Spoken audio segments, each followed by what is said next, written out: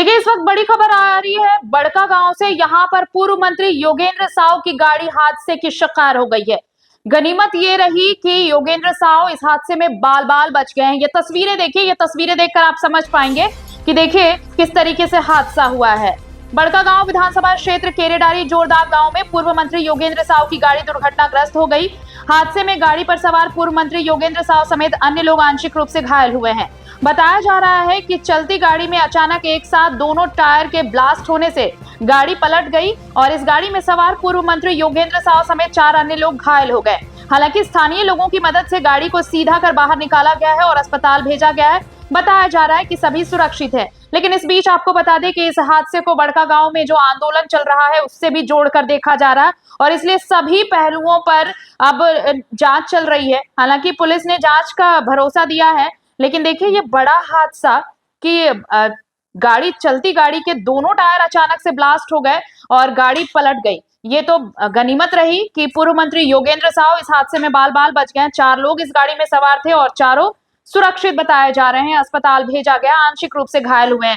सहयोगी मंसूर खान इस वक्त हमारे साथ जुड़े हुए हैं फोन लाइन पर। मंसूर, ये बड़ा हादसा है। बड़का गांव में लगातार आंदोलन भी कर रहे हैं पूर्व मंत्री योगेंद्र साव और अचानक से उनके साथ ऐसा हादसा होता है।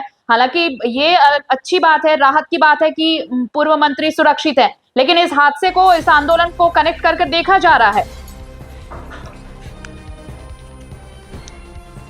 जी जी, आपको जो जोरदार जहाँ पे जो घटनास्थल है, जहाँ पे सड़क दुर्घटना घटी है, जिस जगह पे सड़क दुर्घटना घटी है वैसी स्थल के आसपास में जो योगेंद्र साहब जो जमीन का जो मामला जो पूर्व कई वर्षों से माना जाए तो वर्षों से वहाँ पे आंदोलनरत है जमीन को लेकर के।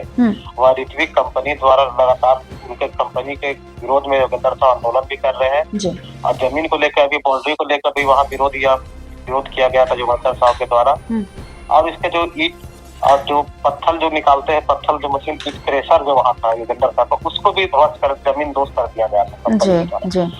तो लगातार योगेंद्र साहब वहाँ पे आंदोलन रखते हैं कंपनी के विरोध में और उसी स्थल के आसपास में एक तरह से एक साथ में दोनों टायर ब्लास्ट करना, क्योंकि लोग इसे एक तरह से एक मतलब अनहोनी अब असमंजस जैसा रहस्य जैसा सोच रहे हैं, क्योंकि कभी भी टायर जब स्पीड में ब्लास्ट करता है तो एक टायर ब्लास्ट करता है, लेकिन एक साथ में दोनों टायर ब्लास्ट कर जाना ये कहीं ना कहीं मतलब रहस्यमंजस है।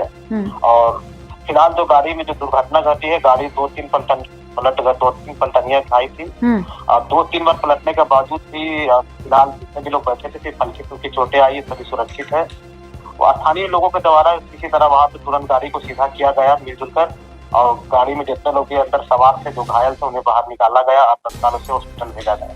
क्या पुलिस कुछ कह रही है क्या मंसूर वहां पर इस वाकये के बाद? पुलिस राहत कार्य में फिलहाल जांच पड़ताल में अपने जुटी हुई है और राहत कार्य में पुलिस भी घटना के बाद पुलिस मतलब जनता के साथ है और वहाँ जो भी घटना हुई है पुलिस के द्वारा भी इसका निंदा किया जा रहा है। फिलहाल में जांच पड़ताल का विषय है दुर्घटना कैसे घटी, एक साथ में दोनों टायर ब्लास्ट करना कहीं ना कहीं ये रहस्यमंजस। चलिए, शुक्रिया तमाम जानकारी के लिए आपका। तो वाकई आप ये सोचिए कि एक गाड़ी के 2 टायर अचानक से ब्लास्ट हो जाते हैं। भाई, दोनों टायर अचानक से एक साथ ब्लास्ट हो गए। ये तो चमत्कार से कम नहीं है कि गाड़ी 2-3 बार पलटती भी है, लेकिन इस गाड़ी में सवार सभी लोग, पूर्व मंत्री के साथ 3 और लोग सवार थे, 4 लोग सवार थे, चारों सुरक्षित हैं, आंशिक रूप से घायल हुए हैं। अस्पताल में उन्हें भर्ती कराया गया है जो प्राथमिक उपचार के लिए। लेकिन इस बीच लोग ये सवाल उठा रहे हैं कि भाई अगर ये हादसा हुआ तो अचानक से एक गाड़ी के 2 जो टायर हैं वो अचानक से कैसे एक साथ ब्लास्ट कर गए।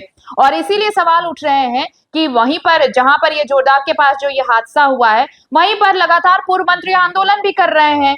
जो वहां पर एनटीपीसी और जो ऋत्विक कंपनी है उसके खिलाफ उन्होंने हल्ला बोल कर रखा है। तो क्या ये उसी आंदोलन का नतीजा है? क्या ऐसी कुछ साजिश थी पूर्व मंत्री के खिलाफ जो कामयाब नहीं हो पाई? ऐसे तमाम सवाल हैं जिनके जवाब अब पुलिस ढूंढ रही है।